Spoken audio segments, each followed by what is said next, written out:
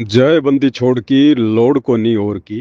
परमपिता परमेश्वर सारी सृष्टि के रचनहार, कुल मालिक, असंख्य ब्रह्मांडों के स्वामी, जगत गुरु, तीनों लोकों में प्रवेश करके सबका पालन पोषण करने वाले राजाधिराज, आत्माधार, नाथों के नाथ, देवों के देव महादेव, सर्वेश्वर महेश्वर, मृत्युंजय, अजरो अमर, आदि अनादि, सनातनी प्रभु, जगत पिता जगदीश्वर, श्री श्री 1008 की उपाधि के वास्तविक अधिकारी, अकाल मूरत सौद स्वरूपी राम वासुदेव, सर्वगतम ब्रह्म, परम पूज्य, प्रथम पूज्य, परम संत, परम पुरुष, परम धनी, परम दयालु, सत्य कबीर, हक्का कबीर, अल्लाहु अकबर, बाखबर, अल्लाह ताला, जगत के तारणहार, जगत के मुक्तिदाता, जगत के जगन्नाथ, हारे के सहारे, हिंदुओं के राम, मुसलमानों के अल्लाह, सिखों के वाहिगुरु, ईसाइयों के मसीह, दया के सागर दया निधि, करुणा के सागर करुणा निधि, स्वयंभू परिभू, संकट मोचन, कष्ट हरण, मंगल करण, दुख भंजन, अविगत कबीर, अलय अलैक परमात्मा,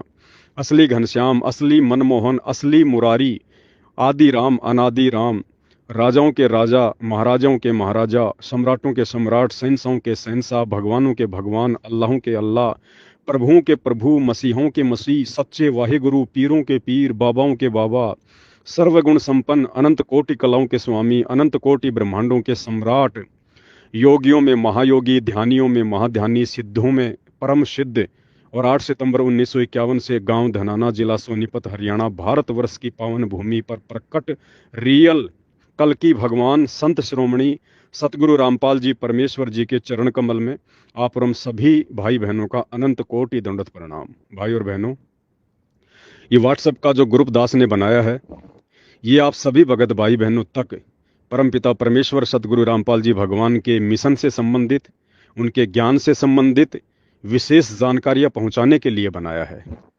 और इस ग्रुप में मैं केवल उन्हीं आत्माओं को ऐड कर रहा हूं जिन आत्माओं ने अखंड पाठ प्रकाश की वाणियों के लिए दास के पास में, मुझ पवन दास के पास में जो अपना एड्रेस सेंड किया है। और किसी को मैं नहीं जोड़ रहा। इस ग्रुप में रहना या ना रहना ये आपके ऊपर निर्भर करता है, कोई बाध्यता नहीं है। आप ग्रुप को लेफ्ट कर सकते हैं, चाहो तो आप ग्रुप में रह भी सकते हैं। लेकिन एक छोटा सा संदेश आप सभी भगत भाई बहनों के लिए। भाई और बहनों, परमात्मा ने इस मार्ग को ज्ञान मार्ग का नाम दिया है। अगर ये देखा देखी का मार्ग होता, भेड़ चाल का मार्ग होता, आंखों पर काली पट्टी बांध के गांधारी की तरह चलने वाला मार्ग होता, तो परमात्मा वर्तमान में आप और हमें अक्सर ज्ञान नहीं करवाते। ये शिक्षा परमात्मा हमें नहीं देता। ये दुनिया भर के शास्त्र खोल खोल कर परमात्मा हमारे विश्वास को भक्ति मार्ग पर दृढ़ नहीं करता। अगर ये ज्ञान मार्ग ना होता तो 650 साल पहले की तरह आज भी हम इस परमात्मा को परमात्मा नहीं मान पाते। इतने सारे प्रमाण, इतने सारे सबूत, दिन रात एक करके हमारे पूज्य गुरुदेव भगवान ने रातों को जाग जाग के 28 वर्षों से अनवरत इतना संघर्ष करके, दो दो बार की जेल, दुनिया की गालियां, उनके उनके ताने, उनके व्यंग, पता नहीं क्या क्या सहा परमात्मा ने आप और हम नीच आत्माओं तक ये तत्व ज्ञान पहुंचाने के लिए। और आज 90% संगत क्या कर रही है, ज्यादातर भगत भाई बहन क्या कर रहे हैं, वो ही गलती कर रहे हैं जिस गलती के चलते हम 650 साल पहले रह गए थे। हम परमात्मा के दिल में जगह नहीं बना पाए। और दो ही गलतियां थी। सबसे पहले गलती, हम गुरु को भगवान नहीं मान पाए, हम गुरु को ही कबीर परमात्मा नहीं मान पाए। और दूसरी गलती, देखा देखी में ज्यादा चलना, एक दूसरे भगत के कहने से सुनने से ज्यादा चलना, खुद अपने दिमाग का इस्तेमाल ना करना, अपनी बुद्धि का इस्तेमाल ना करना। गुरुदेव ने हमें जो तत्व ज्ञान रूपी टॉर्च दी है, इस ज्ञान को आधार बनाकर फैसले ना लेना, ये दो तीन गलतियां मुख्य थी जिनकी वजह से बार बार हम लोग नरक में गिरते हुए आ रहे हैं। नरक में गिरने का मतलब, 650 साल से यदि हम 84 लाख योनियों में नहीं गए हैं तो माँ के पेट से तो बार बार बाहर आ रहे हैं। कम से कम 8-10 हमारे मानव जन्म हो चुके हैं। और परमात्मा ने क्या बताया कि एक ब्रह्मांड की जो रचना है वो इस मानव शरीर में है। अर्थात जब भी हम माँ के गर्भ से पैदा होते हैं, हम जन्म लेते हैं, तो हम एक बहुत बड़ा नरक भोग कर बाहर आते हैं, सबसे बड़ा दुख भोग कर बाहर आते हैं। माँ के पेट को परमात्मा ने सबसे बड़ा नरक कुंड बताया। गुरुदेव कहते हैं, एक व्यक्ति की 100 साल की उम्र हो और 100 वर्ष तक उसको कोढ़ हो जाए, कोढ़ से भयंकर रोग नहीं हो सकता। इतनी पीड़ा, इतना दर्द, इतनी बदबू, मक्खियां भिन भिनाएं, सारा शरीर मवाद से गीला, तो परमात्मा कहते हैं माँ के गर्भ में जो तुम 9 महीने रहते हो ना, ऊपर को पैर नीचे को सिर, वो सबसे बड़ा नरक कुंड होता है। तो भले हम 84 में नहीं गए, लेकिन माँ के पेट से तो बार बार मानव जन्म लेकर आ ही रहे हैं, वो भी एक नरक ही है। क्या आगे भी आप लोग इसी प्रकार से नरक भोगना चाहते हैं? क्या आगे भी बार बार माँ के पेट से जन्म लेके आना चाहते हैं? आप कहोगे नहीं भाई, नहीं आएंगे। भाई, आपके चाहने या ना चाहने से कुछ नहीं होने वाला। अगर ज्ञान को आधार नहीं बनाया, वर्तमान में इस बिचली पीढ़ी में यदि ज्ञान को आधार नहीं बनाया, ये ज्ञान भगवान ने क्यों दिया? रातों को जाग जाग के अचार डालने के लिए नहीं दिया। इस ज्ञान के ऊपर विचार करने के लिए, मंथन करने के लिए, निष्कर्ष निकालकर भक्ति मार्ग पर बच बचाकर आगे बढ़ने के लिए, हर प्रकार के धर्म संकट की स्थिति में आगे बढ़ने के लिए।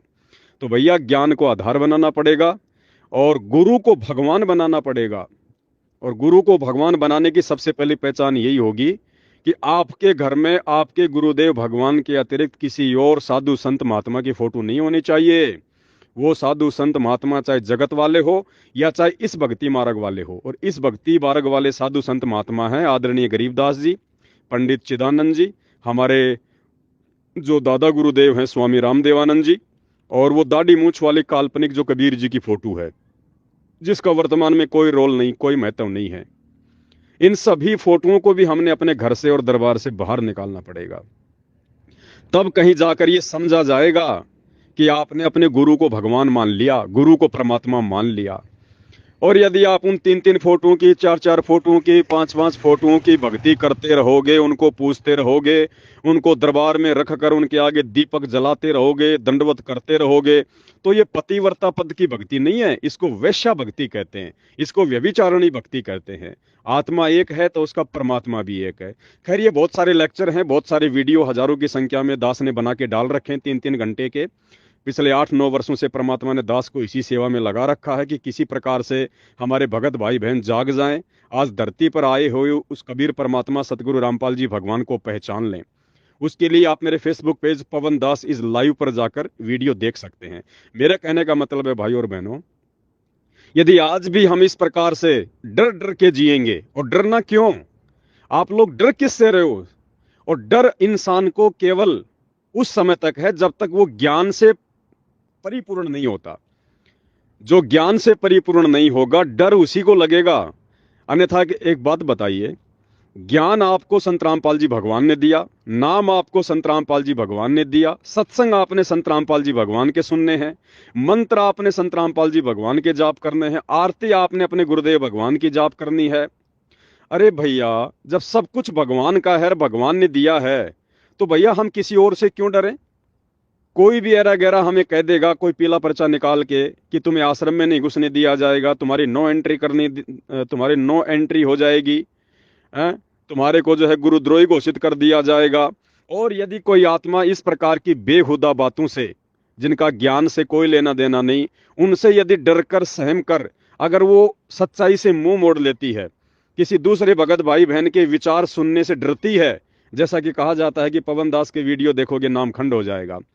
अरे भाई, अगर पवन दास के वीडियो देखने से नामखंड होता है तो पवन दास तो तुम्हारा गुरु भाई है, तुम्हारा भगत भाई है।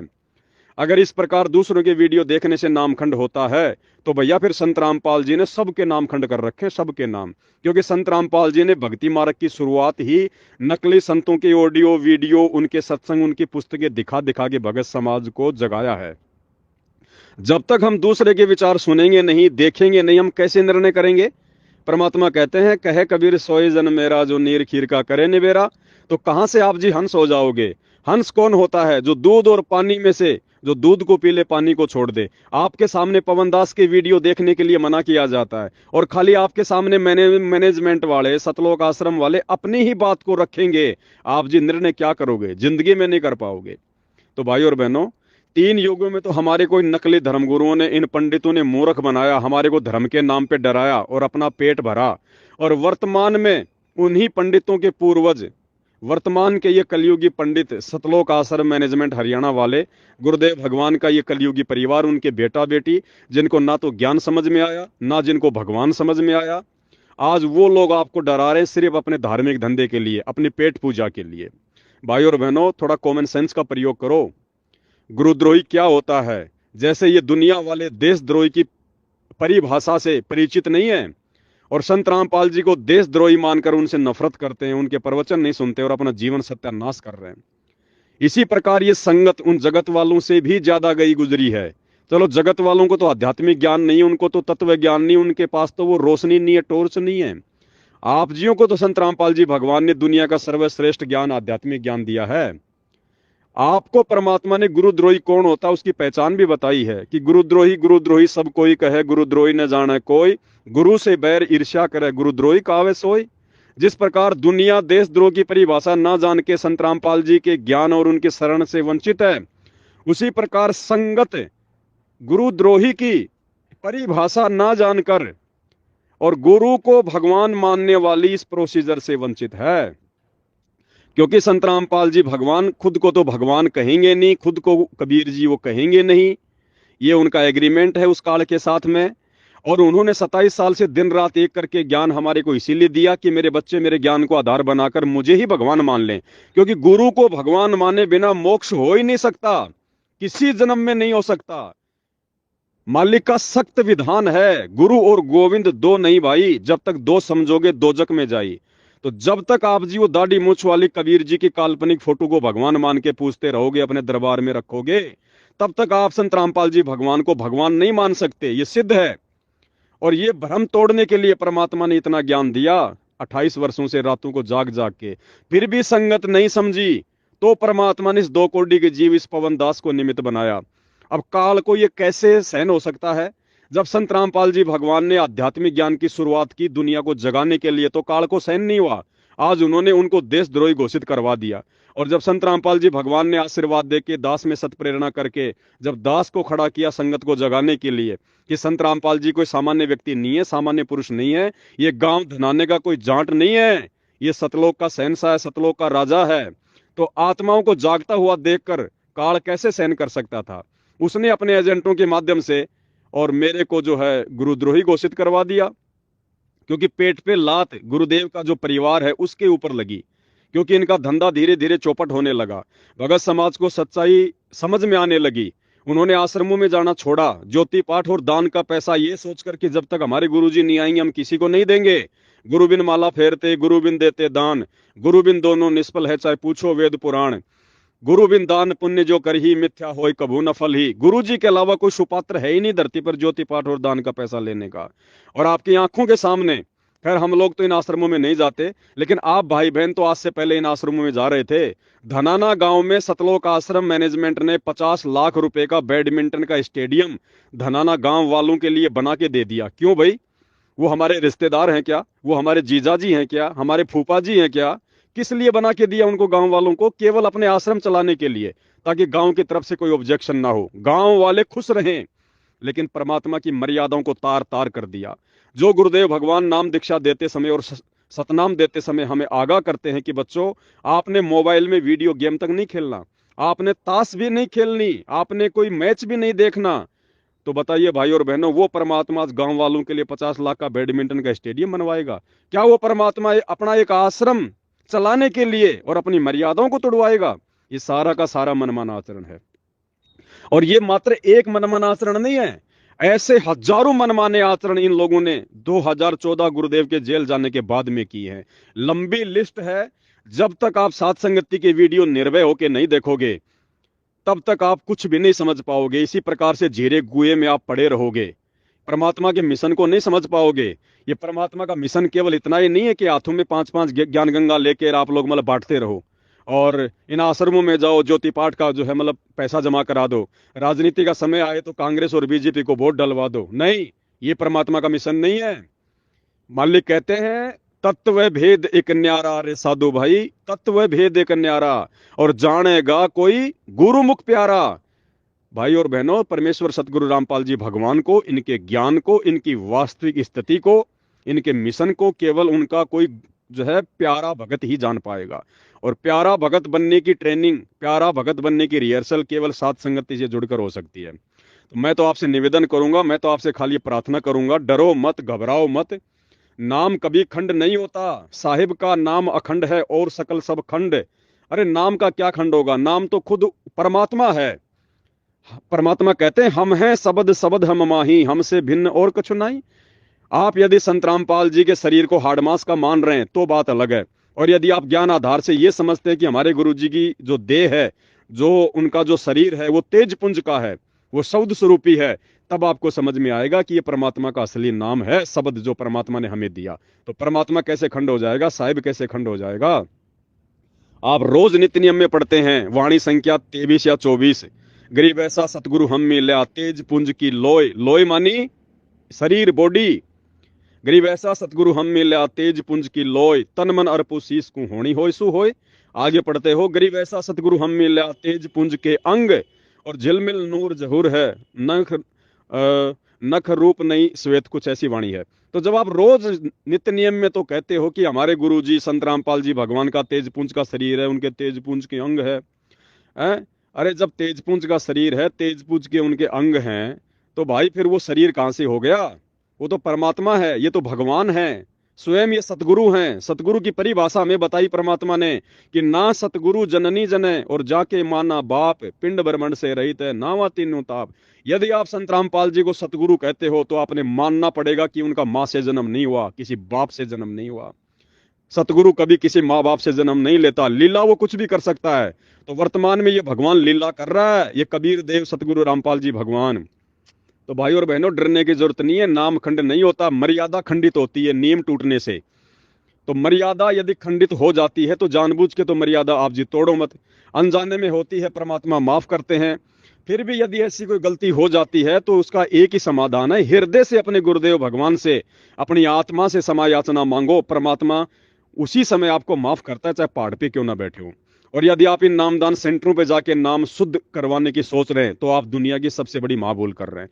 जिन लोगों के खुद के नाम जो है वो खंडित पड़े हैं, जो लोग परमात्मा के सबसे बड़े दोषी हैं, जिनकी उल्टी हरकतों के चलते, जिनकी मनमानियों के चलते बरवाला कांड हुआ, 9 साल से आपका गुरुदेव भगवान जेल में है, ऊपर से उनकी मर्यादा तोड़ तोड़ के भक्तों से राजनीतियां करवाई जा रही हैं, उनके आदेशों के विरुद्ध होकर ये आश्रम खोले जा रहे हैं, गांव वालों के लिए स्टेडियम बनाया जा रहा है, धनाना गांव वालों के लिए एम्बुलेंस चलाई जा रही है, धनाना गांव वालों के लिए फ्री में जो है बसें चलाई जा रही है।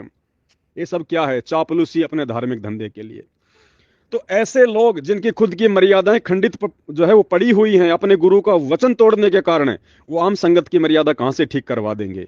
भाई और बहनों, अंत में बहुत बड़ा धोखा खाओगे, बहुत बड़ा धोखा। ये परीक्षा चल रही है सन 2014 से। आपने ये कैसे सोच लिया कि परमात्मा इतना ज्ञान दे कि अपने भक्तों की जो है वो परीक्षा नहीं लेगा। जहां पे गुरु और शिष्य का नाता है वहां पे परीक्षा होती होती है।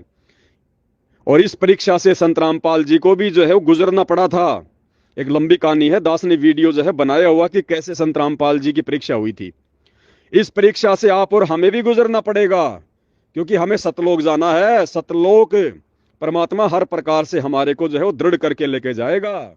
आज गुरु जी के रहते सहते हम लोग मर्यादा तोड़ रहे हैं, 2 कोटि के जीवों के चक्कर में आके। कौन है गुरु जी का परिवार? अगर आपने गुरु को भगवान मान लिया तो गुरु का कोई बेटा नहीं, गुरु की कोई बेटी नहीं, गुरु का कोई माँ नहीं, गुरु की जो है वो कोई बाप नहीं।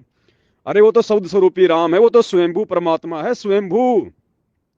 आप संध्या आरती में रोज पढ़ते हो, मेरे गुरुदेव भगवान दियो काट काल की फांसी। अपने गुरुजी के आगे रोज आप हाथ जोड़ के प्रार्थना करते हो, और उसकी पहली चौपाई में आप जी क्या बोलते हो? मेरे उठे उमंग अवगुण किए घनेरे, फिर भी भले बुरे हम थारे, दास को जान के निपट नादान, मोहे बख्श दियो अविनाशी। अविनाशी कौन होता है? अविनाशी शब्द को जान जाओगे तो संत रामपाल जी को जान जाओगे, भगवान की परिभाषा को जान जाओगे। अविनाशी का मतलब जिसका कभी नाश नहीं होता। अरे जो मां से जन्म लेगा उसका तो सत्यानाश होता है, उसका तो नाश होता है। अगर आप संत रामपाल जी को अगर मां के पेट से आया हुआ मानते हो, उनको यदि आपने जन्म लिया हुआ मान लिया, तो जो जन्म लेगा वो तो मरेगा, उसका तो नाश होता है। जन्म जीव का होता है, पीव का नहीं होता।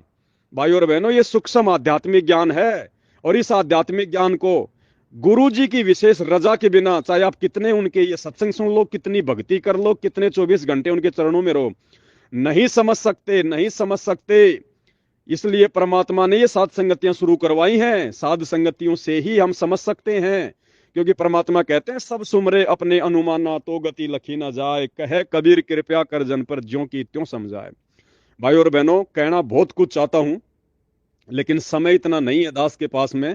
आप जैसे हजारों भगत भाई बहनों के अखंड पाठ की वाणी के लिए दास के पास में मैसेज आते हैं, सेवा भी करनी पड़ती है, पार्सल भी लगाने पड़ते हैं, दास ने भी अपनी भक्ति करनी पड़ती है। तो भाई और बहनों, समय इतना नहीं है। मैं तो हाथ जोड़ के यही प्रार्थना करूंगा, डरो मत, घबराओ मत। अगर डरोगे तो भक्ति नहीं कर पाओगे, गलत आप कुछ कर नहीं रहे। एक दूसरे के विचार सुनने से नामखंड नहीं होता, और यदि आपको कोई किसी के विचार सुनने से मना कर रहा है, समझ लेना उसका स्वार्थ है, वो पक्का आप जी का वो दुश्मन है। और ये लीला परमात्मा की क्या है, ये आप समझोगे सात संगति से जुड़ने के बाद। परमात्मा भगवान है, अंतर्यामी है, सब जानते हैं हम, लेकिन वर्तमान में वो भूमिका कौन सी कर रहा है? एक आम व्यक्ति की, आम इंसान की। आज उनको जेल में जैसा बताया जाएगा वो वैसा ही जवाब देंगे। अब जेल में कोई आम भगत तो मिलने जाता नहीं है, देशद्रोह का मुकदमा है, उनके परिवार को मिलने दिया जाता है। परिवार के मार्ग में ये पवन दास रोड़ा बन के खड़ा हो गया, क्योंकि पवन दास इनका धार्मिक धंधा नहीं चलने दे रहा। इनकी हर बात के ऊपर भगत समाज को समझाते हैं, वीडियो बनाते हैं, मतलब खूंटा सा गाड़ रखा है। तो पवन दास इनकी आंखों में चुभ गया कि जब तक ये पवन दास ठीक ठाक रहेगा हमारा धंधा हो नहीं पाएगा, संगत हमारे आश्रम में आना बंद कर देगी। तो और इन लोगों ने अपने गुरु जी को भगवान माना नहीं। गुरु मानुष कर जानते वो नर कहिए, अंध होए दुखी संसार में आ गए यम के फंद। इन्होंने हिसार जेल में जाकर गुरु जी को अपनी तरह एक आम व्यक्ति मानकर, आम जीव मानकर मुझ पवन दास के खिलाफ अनाप शनाप भड़काना शुरू कर दिया। जैसा इन्होंने शिकायत की उस आधार से जो है परमात्मा ने इनको आदेश दे दिया कि भैया अगर ऐसा काम कर रहा है तो वो तो गुरुद्रोही है। इन्होंने कह दिया गुरु जी वो नाम दे रहा है, वो ये कर रहा है, वो कर रहा है। तो परमात्मा ने कहा भैया जो नाम ही देने लग गया वो तो गुरुद्रोही हो गया।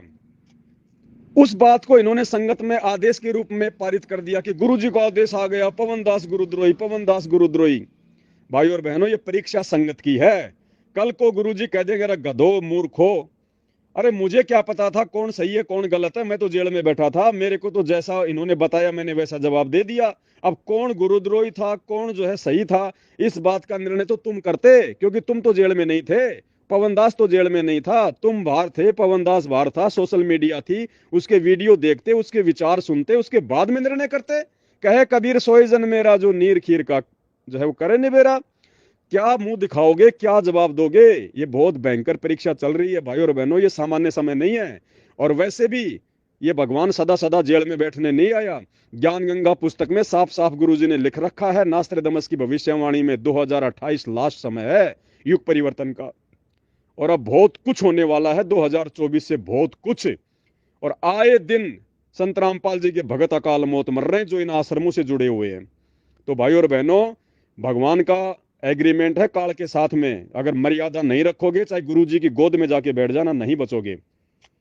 तो जिन जिन भगत भाई बहनों की मर्यादा टूटी हुई है, और उन सभी की मर्यादा टूटी हुई है जो इन आश्रमों में जाते हैं, जो इन नामदान सेंटरों पे जाते हैं, जो इन आश्रमों में जाके इनको ज्योति पाठ और दान का पैसा देते हैं, उन सब की मर्यादा खंडित है।